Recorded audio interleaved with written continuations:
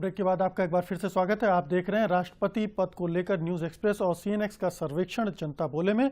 जनता बोले में अगला सवाल हमारा ये है कि राष्ट्रपति पद को लेकर न्यूज़ एक्सप्रेस सीएनएक्स सर्वे के लोगों से जब हमने ये सवाल किया कि क्या राष्ट्रपति सीधे जनता द्वारा चुना जाना चाहिए, बड़ी बात यह है कि इस सवाल के जवाब में 85% लोगों ने कहा कि हाँ, सीधे तौर पर राष्ट्रपति का चुनाव होना चाहिए, यानी देश की आवाम सीधे वोट डालकर राष्ट्रपति चुने, जबकि 9% लोगों ने कहा कि नहीं, यानी जैसे चुनाव होता है वही ठीक है, और 6% लोगों ने इस सवाल पर कोई भी सीधा और सपाट जवाब नहीं दिया। 85% सीधे चुनना चाहते हैं अपने राष्ट्रपति को। ये बहस बहुत पुरानी है कि हमें राष्ट्रपति का चुनाव सीधे तौर पर किया जाना चाहिए, नहीं होना चाहिए। अरविंद जी, असल में अब 85% लोगों की राय अपनी जगह है, लेकिन मुझे लगता है शायद सवाल वो ठीक से नहीं समझते या पॉलिटिकल सिस्टम पे, और ये बहस का मुद्दा है, खास तौर से भारत जैसे मुल्क में जहाँ इतने डिवीज़न हैं। अभी एक मुखिया का चुनाव भी मुझे लगता है जिस खर्चे में होता है और जितने जोड़ तोड़ से होता है, उसके बाद राष्ट्रपति का चुनाव लड़ना किसी भी जो आम आदमी, भला आदमी, हम ये सब गिन रहे हैं गैर पॉलिटिकल, तब सिर्फ कॉर्पोरेट हाउसेज का खेल होकर रह जाएगा अगर राष्ट्रपति का चुनाव इतने बड़े मुल्क में डायरेक्ट होगा। और अमेरिका में एक होटल का बेरा और पोर्टर भी ईमानदारी से अपना टैक्स भरता है, वो उस मामले में 100% ईमानदारी बरतता है। लेकिन प्रेसिडेंट के चुनाव में कहाँ से पैसा आता है, और फिर प्रेसिडेंट वो जो पैसा देने वाले हैं उनका किस तरह से चुकाते हैं हिसाब और पैसा, और हमारी राजनीतिक व्यवस्था अलग है, वही कह रहे हैं। तो उसमें अगर ये मामला आया तो ये बहुत हमको मुश्किल और भारी पड़ेगा। डेमोक्रेसी हमारे यहाँ नहीं है, तो इसलिए भारी पड़ेगा। संसदीय व्यवस्था है, जो लोग जवाब दे रहे हैं वो सदिच्छा हो सकती है कि डायरेक्ट चुनने में शायद ज्यादा बढ़िया चुनाव हो, लेकिन वो चुनना पॉसिबल नहीं है। हालांकि डायरेक्ट चुन के वो जिस तरह की सरकारें बनाते हैं वो भी एक सवाल के घेरे में। जी अमिताभ, देखिए ये क्षोभ से उपजा उत्तर है। हाँ। इसमें बुद्धि और विवेक नहीं। जो बाद में आपने कहा ना मुकेश जी, मैं उसी को थोड़ा सा एलोबरेट करूं। मैं ऐसी किसी व्यवस्था का पक्षधर नहीं हो सकता जिसमें जनता के द्वारा चुना हुआ व्यक्ति केवल शिष्टाचार बस भूमिका निभाए, अपनी सौजन्य की भूमिका निभाए। नहीं, अगर राष्ट्रपति जनता से चुना जाए तो फिर राष्ट्रपति के पास अधिकार केंद्रित हो जाएंगे। वो एग्जीक्यूटिव हेड होगा, सेरेमोनियल हेड नहीं। ये फर्क आम जनता नहीं समझ पाएगी कि सेरेमोनियल हेड का मतलब क्या और एग्जीक्यूटिव हेड का क्या। क्योंकि जनता के बीच से प्रधानमंत्री निकलता है, इसलिए वो एग्जीक्यूटिव हेड है, पावर्स उसमें सन्निहित कर दी। ऐसा तो अनर्थ हो जाएगा कि जनता जिसको चुन दे उसके पास कोई अधिकार ना हो, तो ये हमारा अपमान, 1 अरब 23 करोड़ के मुल्क का अपमान हो जाएगा। आप सोचिए, अगर प्रतिभा पाटिल चुन के आ गई होती और ऐसे ही रहती और सरकार वो लोग चलाते जो जनता ने नहीं चुना जिनको डायरेक्ट, तब तो मुश्किल। हाँ, अगर ये बहस करनी है तो इसको अच्छा रूप ये हो सकता था कि भारत का प्रधानमंत्री का पद क्यों नहीं जनता से निर्वाचित करा लिया जाए जी। जनता सीधे वोट दे दे कि प्रधानमंत्री कौन, उसके बाद वो अपनी कैबिनेट बना दे।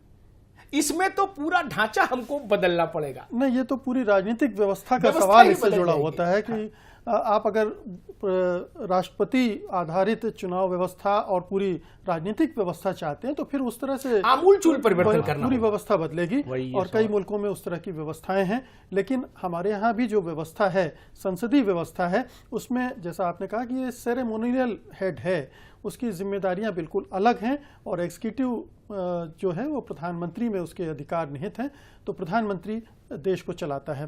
बहरहाल एक अगला सवाल लेंगे। सीएनएक्स की टीम ने जब जनता से एक और सवाल किया, यह सवाल ये था कि जब राष्ट्रपति पद की हमारे देश में कोई खास अहमियत नहीं है तो क्या राष्ट्रपति पद को हटा देना चाहिए। इस सवाल के जवाब में 48% लोगों ने कहा कि हाँ, जबकि 46% लोगों ने कहा नहीं, और ये 6% लोगों ने इस पर अपनी राय जाहिर नहीं की। मतलब बटी हुई है आधी आधी राय। ये भी बड़ा दिलचस्प है। हालांकि बहुत सारे लोग ये भी कहते हैं जी, बहुत शार्प डिवीजन है हाँ, देश में। और गवर्नर को हटाने के बारे में भी इसी तरह की राय सामने आती कि हमें गवर्नर नहीं चाहिए। ये गवर्नर और राष्ट्रपति की भूमिका से एक तरह से लोगों का मोह भंग। मुझे लगता है अगर आप हम लोग इसमें गवर्नर शब्द भी रखते ना तो ये राय हो सकता है 80% हो जाती कि नहीं, खत्म कर दीजिए। गवर्नरों से, लाट साहबों से देश ज्यादा त्रस्त है, राष्ट्रपति के से कम लाट साहबों के उदाहरण इतने वैसे विचित्र रहे इस देश में कि शायद उनसे ही देश की जनता ज्यादा त्रस्त है। रोमेश भंडारी से लेके जीडी तपासे तक एक पूरी पूरी प्रजाति है जिसने संविधान को कहीं ना कहीं लांघा है, कहीं ना कहीं उसकी अवमानना की है। जी अरविंद जी, नहीं अब बटी राष्ट्रपति की जरूरत आप महसूस करते हैं? नहीं, राष्ट्रपति की जरूरत महसूस एक आधा करते हैं। ऐसा व्यक्ति भी होना चाहिए जो निगरानी करे, जो कई चीजों पे टोके, कई चीजों पे स्वतंत्र ढंग से फैसला भी ले, विदेशी मेहमानों से मिले और ऐसे भी विदेशी यात्राएं एक करें। दूसरी व्यवस्था भी और होनी चाहिए पैरेलल, जी। जो कहीं ना कहीं कुछ रोक टोक का काम करे, कुछ नई तरह से चीजों को देखे, या दूसरे पक्ष को भी सुनने का तुरंत सरकार में ही एक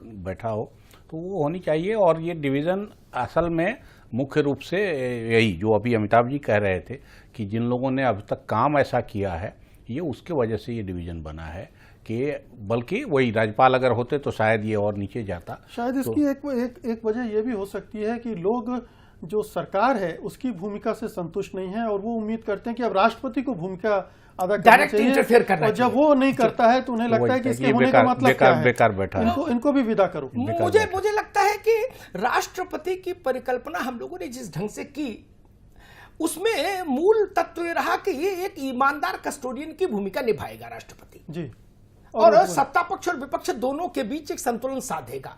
दोनों को लगेगा कि गार्जियन है, इसीलिए संसद के दोनों सदनों के संयुक्त सत्र को संबोधित करते हैं आप। लेकिन जब उसमें पार्शियलिटी आती है ना मुकेश जी, तब लोगों को लगता है कि नहीं भाई, जिस पार्टी की सरकार, जिसका प्रधानमंत्री, जिसका स्पीकर, उसी का राष्ट्रपति, तो ये तो एक दलीय व्यवस्था हो गई।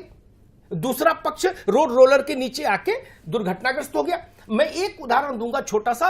पहली बार जब लोकसभा बैठी उस समय सोचिए क्या दृश्य होगा, पंडित जी, वल्लभ भाई पटेल, तमाम बड़े बड़े लोग मेंबर, तो एक सदस्य ने एक बहुत मार्के की बात कही। उस मार्के का मूल तत्व तो समझना चाहिए। उन्होंने कहा पंडित जी से कि बेहतर हो कि विपक्ष के द्वारा नामित व्यक्ति को स्पीकर बनाइए, क्योंकि सदन का नेता सत्ता पक्ष से आता है, तो स्पीकर अगर उसका रहेगा तो लोकतंत्र ज्यादा भरोसे से चलेगा। हालांकि वो बात मानी नहीं पंडित जी ने, लेकिन कस्टोडियन ऐसा होना चाहिए जिस पर सबका भरोसा। अरे स्पीकर भी तो खिलाड़ी होते हैं। हाँ, इतने दल बदल करवा देंगे कि आपकी सरकार ही नहीं चलने बहुत सारे उदाहरण। इसलिए ये जोखिम तो खैर कोई भी सत्तारूढ़ दल उठाएगा नहीं। बहरहाल फिर से वक्त हो चला एक छोटे से ब्रेक का। ब्रेक के बाद वापस लौटते हैं। कुछ और सवाल हमारे पास बाकी हैं अभी राष्ट्रपति चुनाव से संबंधित। बने रहिए हमारे साथ।